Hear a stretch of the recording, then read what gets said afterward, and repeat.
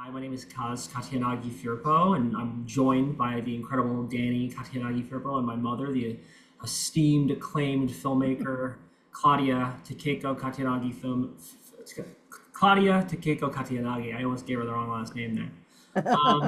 And I will be honest, I've never heard the word Gosei before this Zoom session. So this is going to be a brand new experience for me to reckon with and turn that word over in my meaning as a Japanese American, Japanese French American. But we're here as artists, filmmakers, and storytellers and technologists to talk about what it means to be Japanese American in 2025 in this strange America. So, Indeed. Mom, could you explain your background? How do Well, you identify as a Japanese American? I'm a Yonsei, fourth generation Japanese American, and I mean, growing up, I mean, I haven't been called a dirty Jap when I was a little girl. That pain made me run away from my identity as a Japanese American. I mean, and it was only going to, well, I think going to Japan as a sound person for on somebody else's film, did I really make a connection to my Japanese, culture, my Japanese heritage. And I then embraced it and said, "Oh my God, why have I been denying this part of my heritage for so long?" And ever since then, I've embraced my Japanese, American culture and heritage, and um uh and I've been lucky enough to make a couple of films that deal with those issues. So um and then I have two sons who are amazing artists in their own right, who work have gone into realms that I'll never never enter. But I'm so proud of them both for what their achievements. And you both have been to Japan, haven't you? Danny, have you been? Not I, no. Oh, oh, ah, Yeah, Danny has yet to be the motherland, but I'll just say it. Obviously, our mom walked so we could run.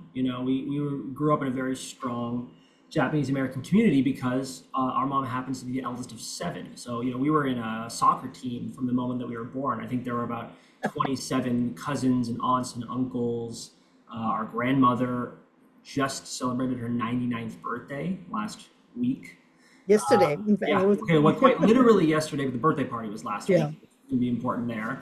So our, fully, let's say Japanese American, but fully ethnically Japanese, non-Hapa grandmother is 99.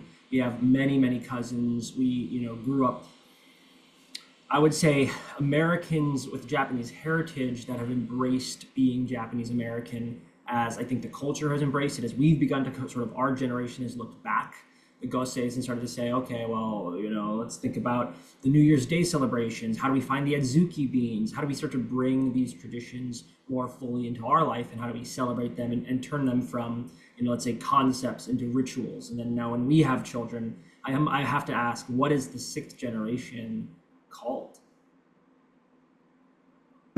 Is there a Um, name? I don't know. I'd have to Google this. Rokusei, Rokusei, Rokusei. Okay, so then Rokusei. that'll be the next one. And obviously we grew up, we didn't speak Japanese in the household in any capacity. We don't have living family in Japan, so for us it was a really strong cultural connection. It's books and film and stories, films from the great Akira Kurosawa, watching samurai movies, feeling connected to the cultural output, of the country rather than going up and strongly identifying, which I think is on the one hand, it's a beautiful thing. I mean, that's the beautiful thing about America, despite its many myriad challenges. I think that there's nothing that's wrong with America that can't be fixed by the things that are right about America. And so to be able to be in this country, which is a beautiful country, which is going through a serious period of growing pains right now, which you could look right back in time. I mean, we're in a time loop if you think about the Exclusion Act and what's happening at the border and what's happening in our country, in Chicago, in LA, where I am, and all these things without going too inherently political, because hopefully everybody listening to this voted for the right person. But I think that the idea is just simply we always have to fight for the things that make us us, our identities, to embrace them, to love them. And obviously, if you are our mother's generation, then you grew up in the shadow of World War II, where essentially all the GIs were fighting people and being killed by people who looked like our grandparents and mother's generation. So of course there was this hatred and this animosity and like a real let's call it, if you grew up in post 9/11 America as a Muslim or as a brown, black or brown body, then you're experiencing a lot of that same hatred that you're now experiencing, must have been in the 40s and 50s, post Pearl Harbor. So I think there was a lot of that shame and putting away of that identity. And let's say even in mainland Japan, I don't think as a culture, like we're a great touching, feeling, sharing, emotional culture. It's not a part of it. It's a lot of put your head down and work. And that's a really beautiful thing if you're trying to build a Zaibatsu mega corporation, but it's not a great thing if you're trying to share your heart or express yourself. And so being artists professionally, it's a real joy to be able to explore that in our work and the films we make. And I know Danny has many strong opinions about that.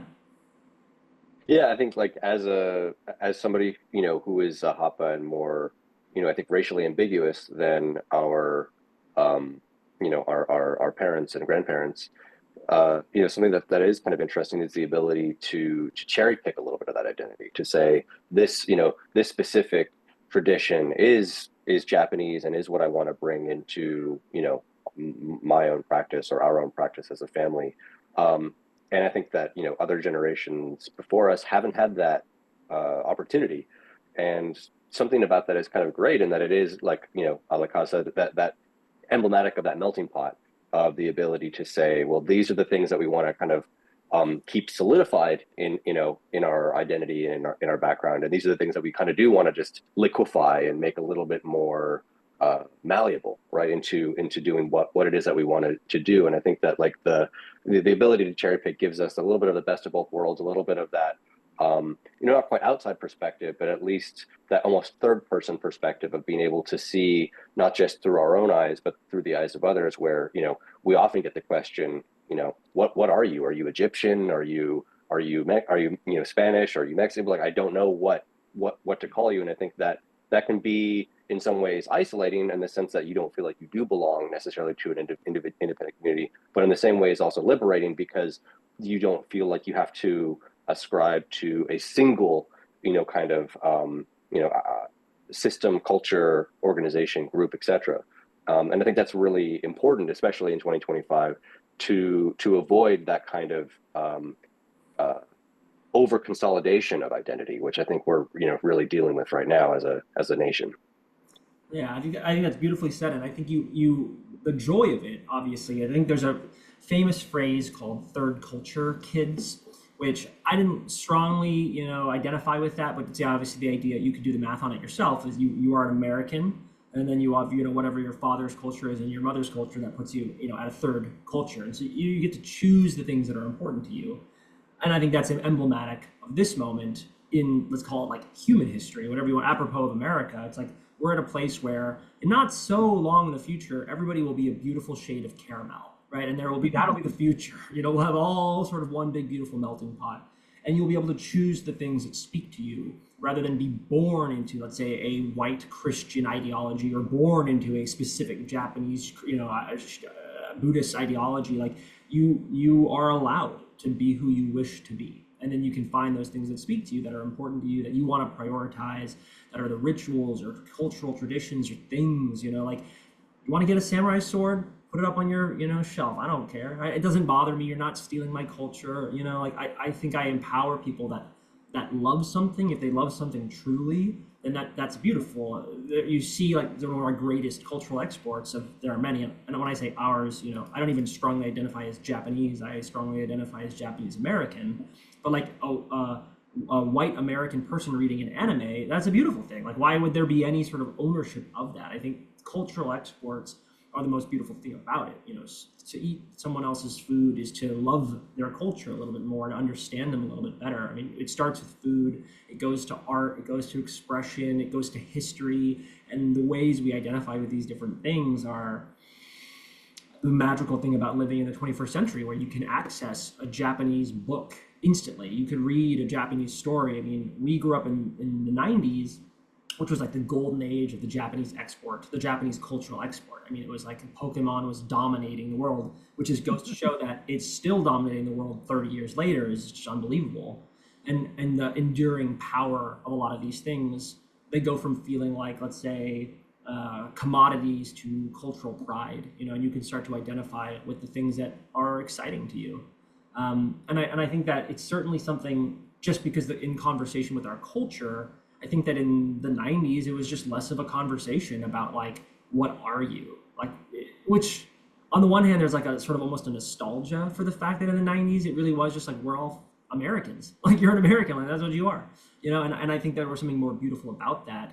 Without getting too political, I think about the American flag and how it is almost an uncomfortable symbol, in 2025, to see an American flag and go like, uh-oh, I hope it's the good kind of American.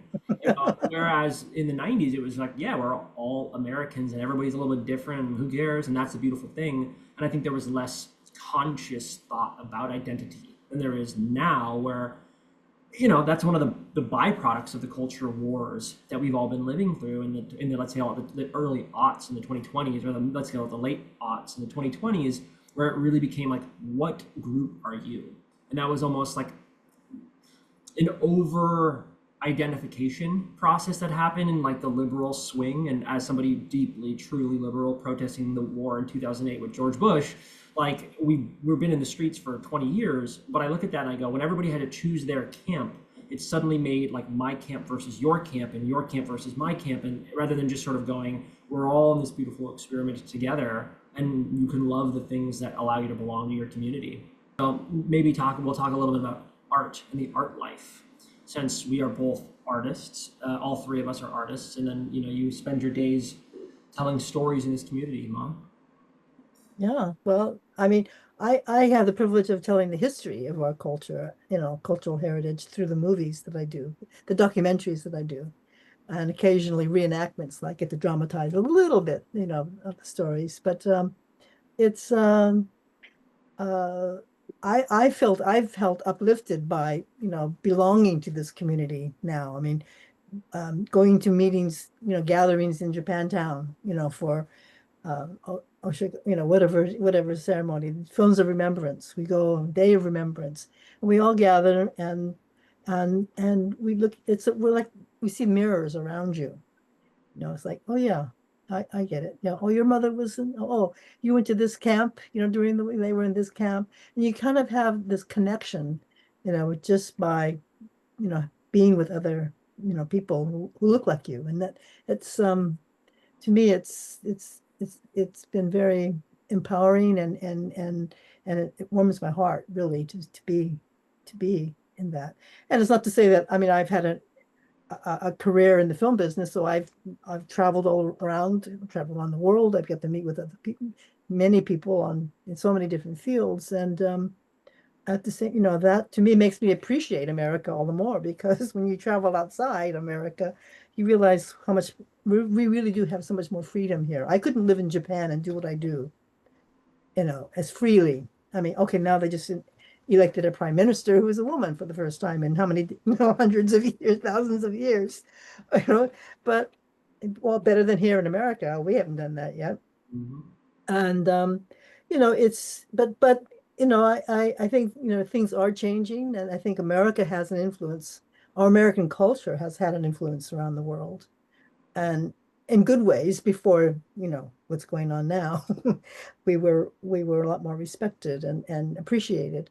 But I'm optimistic that your generations and the ones coming up will carry through, in a positive light, what can happen, and what the world and America can be. That's the only option, is to remain hopeful. Yeah. And I would say for you, Danny, how do you feel about how growing up in our extremely Japanese on the one side, but then also very French on the other side, community influenced you? Yeah, I think the kind of cultural exports, right, I always kind of inflate almost that sense of pride or identity in each of those different communities, right? When you see a Studio Ghibli film, right, you feel more connected to that sense of heritage and what kind of artistically resonates with somebody 15,000 miles away, but in that moment can feel 15 inches away, to that feeling, that sensibility, that concept of what it is that they're trying to express, allows you to oscillate between those kind of identities and really understand what is it about this specific film or show or whatever that resonates with me in a way that that a film from another part of the world doesn't. And sometimes it's something more primal or visceral than necessarily like a national identity. Sometimes it's about a specific sound or feeling that is used in the work. But I think that at the end of the day, there's absolutely an attachment to media and art and culture that is bigger when shared with people outside of the community. That I think keeping it cloistered and insular and exclusive to a specific club inevitably makes it less powerful, because if it can only be shared, if it can only express the opinion of a specific group, then it limits the accessibility of it for others and limits the shared understanding for others. And that the ability to kind of be outside of those bounds is, I think, really powerful from both a kind of critical analytical standpoint of the work, but also to kind of search deeper inside our own selves and identity to understand why we like those things so much. Which I think it's easy to say that sushi is delicious. Sushi is good. It's easy to sell. And that's what I think about that, about like things that make us feel close to that identity. I live in Los Angeles, in East Los Angeles, and we're pretty close to the San Gabriel Valley. And then there's also Torrance here, which are like epicenters, massive epicenters of the Japanese American experience in California. And you have, like when I think about ways to feel close to it, it's not like I'm like, oh, I'm going to go and like have a Japanese day. But there are things where you're like, man, I really would love to go and cut my own sushi, and I would like to have my sushi rice with a little bit of vinegar, and like these flavors and these experiences and these tactile experiences that make you proud to be that thing, which is, it's an interesting relationship. And now I'm just like, excavating it here on the, conversation, on the talk, which is like, it's a very different relationship you have with your identity when it's something that you're proud of, whereas it's something that you're ashamed of. And it's like, I just happen to be these, uniquely American, which is the American experience, of course, always American, but French and Japanese, which there's a saying that there are only 3 countries on earth who think that they should run the whole world better than everybody else. And it's the Japanese, it's the French, and it's the Americans. All 3 of the most arrogant races. But it's like there are 3 very, very strong cultures. That's the important distinction, is like the Japanese culture is so strong. And obviously it's a byproduct of like isolationism, being an island, like it's geographical as much as it is like it's just a strong culture. But then there are funny things about it, that it's like a culture that's very desirable. Like people are drawn to it that are not Japanese. And having been to Japan several times, most recently to cycle the entire length of Hokkaido, we cycled the whole island of Hokkaido to the northernmost point in Japan, which is Wakkanai, where you can see Sakhalin Island, you can see Russia. It's the northernmost point of the country. And so like that was a very, very ground-based and tactile experience, staying in homestays, like having a very, like literally like one foot in front of the other, taking in the landscape, and then really seeing both like the way that geography and land creates a culture, and of course it's no accident that so much of the Japanese population settled, I think, in like the Pacific Northwest and in Northern California, which looks a lot like Japan, and it has like rugged coasts, it has nature, it has hot springs and tall trees, and it's a culture that obviously has a great deal of love and care for nature, a great deal of appreciation for our connection and our role and our responsibility in it. And those things are international exports. People are just drawn to things like, let's call it as cliche as bonsai and sushi, as they are, the tactile prints and the beautiful yukata kimono thing that mom is wearing, and then people are drawn to like samurai swords because we have a warrior culture. And I won't glamorize samurai as being any one thing or not, but like samurai swords are cool. They always have been, they'll always be cool, and I think it's something really interesting even to see like the expression of like Shintoism, of which, I'm not Shinto, I have no connection to that just beyond being like ethnically Japanese, but like I see Pokemon and I'm like, that's just Shinto the game.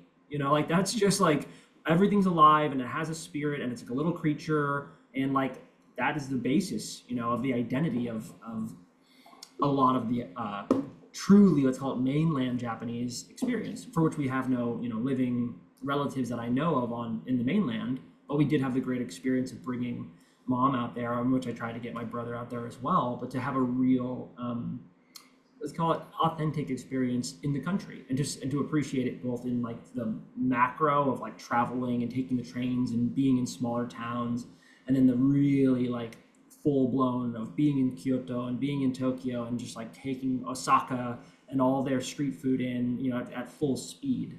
And so, you get to visit it and appreciate it, but then this is sort of the unique Japanese American experience, which I'll also let Danny speak to, is you'll never be Japanese.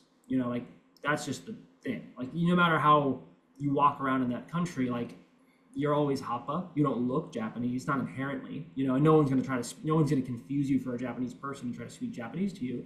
Not that I would expect that to happen, but it's like that's the sort of nature of race in this way, where like our mother's generation, or let's call it the full non-Hapa Japanese Americans, will always look different than an American, right? Like there are only a couple of races in America where like you just can't be white passing, and to be Asian is one of those, to be full Asian, and to be black in America, to be brown in America. There are these like things where it doesn't matter how much you assimilate, you'll always be othered just by the nature of, the way that you look. And then there's the Hapa generation, where I think it starts to become a different relationship that you have with race, because you are white passing in some capacities, or at least people don't think about it. And whatever world you're living in, like America unfortunately is a white nation, for better or worse. I can't wait for the day that it becomes a beautiful melting pot of all indistinguishable races, but that's the world that we live in. And so the way that you present obviously affects the way that you reckon with your race, and and the time that you're born into. With mom being born post Pearl Harbor, it puts that identity about yourself into a different box of shame or rejection, or reckoning it in a different way, and then to fall back in love with it years later as it, I would say, mainstreams. Like Japanese culture is very mainstream in the sense that like I don't think people don't like sushi, and when you point to a lot of things about the way that America reckons with other cultures, let's say the Hmong people in Vietnam, like post-Vietnam, like we have the largest population of Hmong in the world in America, post-Vietnam, but I don't think that it's mainstream in the sense that people can name what their staple food is. And as a fairly learned person, I don't think I could either. And so it also changes your relationship with something when people go like, I have an opinion about that thing that you are, or you're from, or where what your identity is, as opposed to feeling like, nobody knows me, or I can't identify with this tradition. And so for us, it's been a big part of it, is just taking the things that are important to us and then lifting them up, and making, like, for instance, just New Year's Day, that's a big one. Just making that a real point of turning that into something that's really important to us, and making that tradition for all of our, what do you call it? The cousins, the many cousins and the aunts and the uncles, and just making an effort to get together and celebrate that tradition. Yeah, and I think like at least within our family, I think that tradition of not just New Year's Day, but at the core concept, right, of food is, I think, a more unique identity for our family specifically. I mean, multiple members of the family have kind of embraced food professionally, right, are now professional chefs at prestigious restaurants, and I think they're try to inject Japanese influence into their food as well. And I think a lot of that is that the feeling of food and family and togetherness get conflated into one kind of sensibility for us. And I think that because food is inherently multisensory, right? It's taste, it's touch, it's smell, that it creates a very powerful experience that from an early age we then associate that type of food, that flavor, with not just with Japanese culture as a more global concept or identity, but associating that food then with family, and kind of allows us to really kind of put that into like a deeper kind of subconscious feeling, right? That basically, that as we eat these foods that we know from New Year's Day, that it connects, even if we eat that same food in a restaurant 2 months later, it can bring us back to that feeling of being, with the family on New Year's Day. And I think that, food is a very powerful thing in general, but especially within our family seems to be a, very important element in keeping the family together over 5 generations.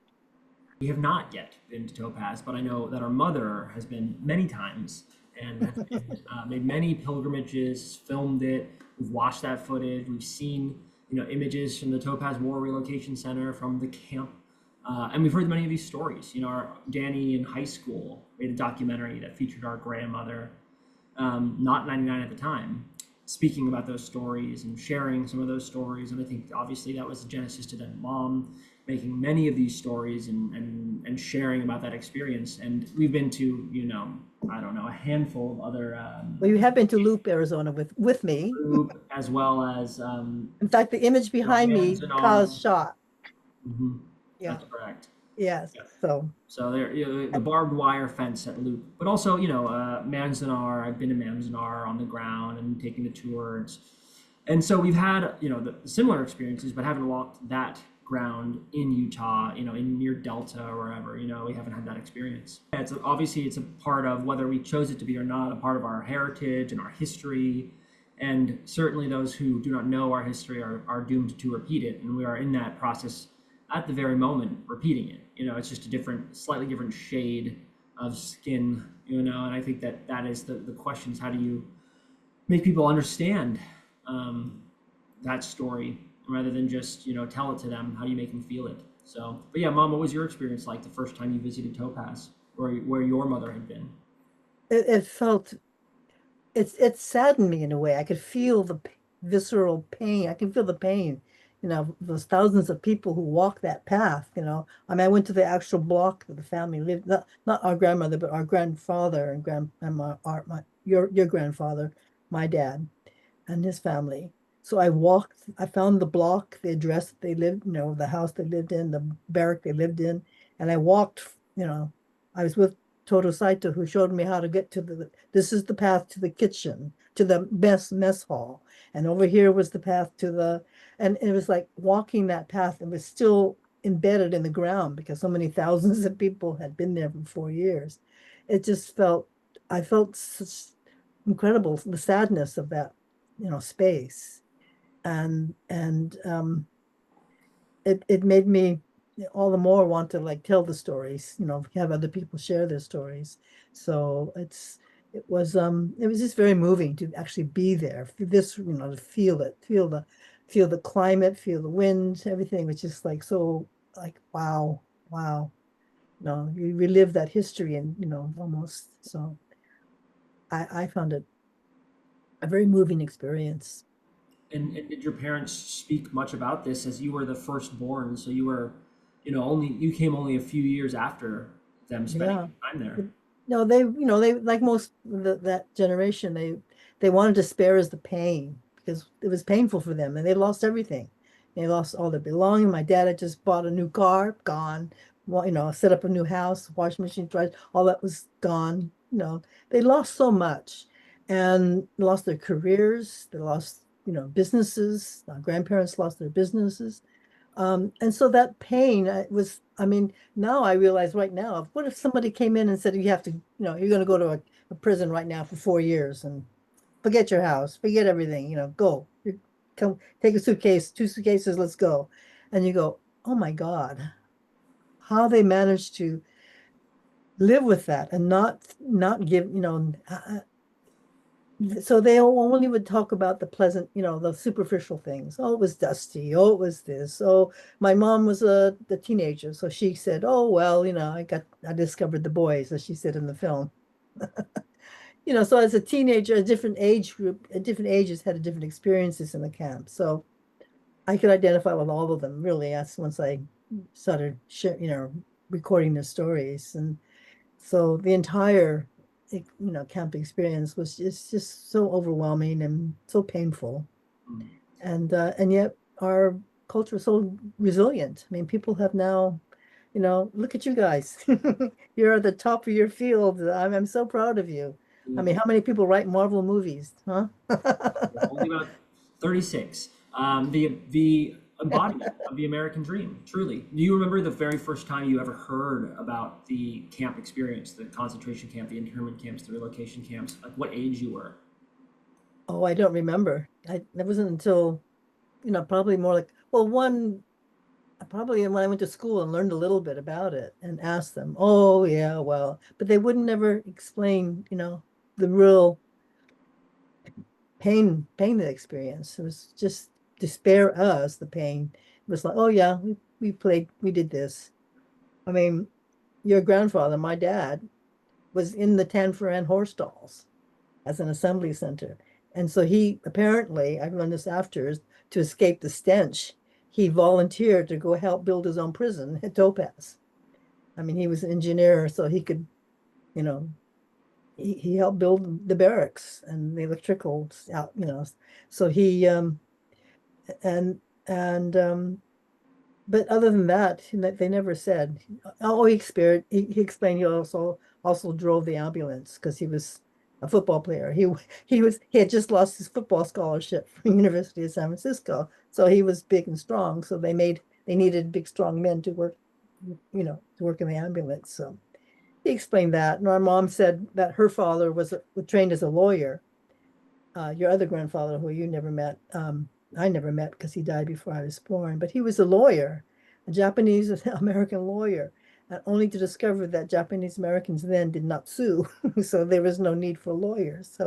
He, but he was made to be a judge. He was a judge, of the civil at Tule Lake. They called him Knack, Nakamura. So he Mhm. was Knack, Judge Knack. But then he retrained and became a chemist and started Lyons Drugs apparently in Chicago. So that was, but the grandfather that I never got to know, and you didn't get to meet your great grandfather on that side. But um, yeah. Anyway, that's when I first heard about Topaz, Your earliest connections to it. earliest connection. Yeah. And I'd be curious, is like what is it in your life that makes you feel most connected to being Japanese American? Being with family, as you said, when we have the ozone soup, it's the first thing you're supposed to eat on New Year's. It's like this is very Japanese. I feel a connection, just like you said, eating the food, being with family. Um, so many 5 generations now, almost 6 generations, because your cousins have now had kids already. So there are 6 generations of Katayanagis, and it's just that to me I feel most connected, you know, to that part of, I mean, not to say that when we go to France, I feel a connection to the French, on yours, from your side. I identify with the house in Barneville. It's like, I've seen you, little kids, you go every 2 years, we go to Barneville. So you would get but you guys could go to the patisserie and get croissant when you were that little. you Yeah, I know. mean, we take on the identities that we are given, that we're around, obviously that our families. I think assimilation sometimes is like a dirty word, but I think it's something that's really beautiful to take in all that is available to us, all the cultural identities and the foods and the traditions and the ideas. I think in a world that is like, let's call it distinctly, you could just say factually, not even anecdotally, just factually less religious, than the previous generations. Like the next generation is, I mean, Gen Alpha, I can only imagine how they're going to reject it en masse. But in a world without organized religion, again, no judgment for better or worse, there are a lot less rituals, and there are a lot less traditions. And I would say, it's just my own ideology, I feel that humans really need that stuff. They really need rituals and holidays and celebrations and like things to create community. Without it, I mean, you can see what's happening to the fabric of the American identity. Without it, you really fall. Then your camp becomes purely, are you this color? Are you red or are you blue? Right, and then it starts to break down the facts. It's like, well, are you all these beautiful nuanced aspects of your personality and these rituals? Like, how do you celebrate Christmas and the holidays? Like, what kind of food do you eat? Like, how do you find yourself passing the days, other than just scrolling infinitely forever in the slop universe, and then getting angry at the enemy. In a world where we have more in common because we have more identity, because we have more things that we love, that is the point of art, obviously, is to be able to connect and empathize and identify with people that are different than us, and to really see, okay, well, everybody, even though they're any country, any race, any place, they feel the same things, they laugh the same way. That's the biggest revelation for me, is how quickly we forget that, like, laughter is an innate human thing. You don't teach anyone to laugh. Babies laugh. You all laugh in the same language. You all communicate in these really fundamental, basic ways. And then geography, really, just like if you happen to be born in as a mountain people, like, if your culture 1,000 years ago was in the mountains, you probably developed a lot of, like, things, foods, behaviors that are about, like, mountains and worshiping the sky and, like, paying attention to birds. And that's just like the byproduct of where your culture came of age. And then we bring those things out of their, genesis points, and we bring them into, like, whatever the melting pot of America is, and then you lean towards things that mean something to you. And I think that we forget how much of a recent invention culture is, and that you can reinvent it for yourself whenever you want to. You don't have to be one thing. I think that, it's easy, I say this from the side of, like, I don't have a choice, but it's easy to take pride in being Japanese American, to me, in 2025, because of the community, because of the ideology, because of all the things that being Japanese American mean, which really is food, art, culture, like those three things, like, just take your pick. And it's easy to go, I don't have to be these things. I don't feel a pressing, there's no pressure to conform to it, because I think it's a really evolving identity, because there isn't a specific aspect of it that makes you that way. I mean, you are Yonsei, you are Gosei, just, like, factually, but I don't think there's a right way to be that. And I think a big part of that is to love what you are, love what you love who you love, and then pass that love down to the next generation, for the food and the cultural traditions that are important to you.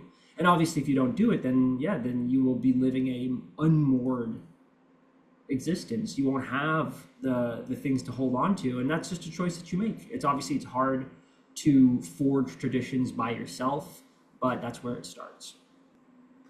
Well, I'm very proud that you two, my two sons, are doing, they're excelling in their own fields, and you're going to have an impact on that future in a way that, a lot of people won't. I mean, that you can write, you can create stories, you can create movies, you can create art, and you can create what Danny does at the Sphere, and, just incredible creations that move people in a way that's not necessarily cultural. It's just that art can move people in a way that's more universal.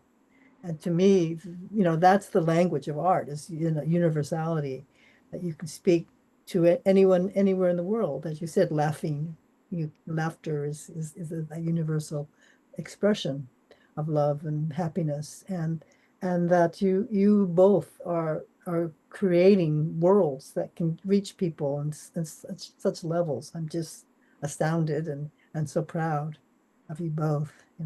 I'll just do my little documentaries here, and but you guys can do expansive work, and I'm very proud of you both so much.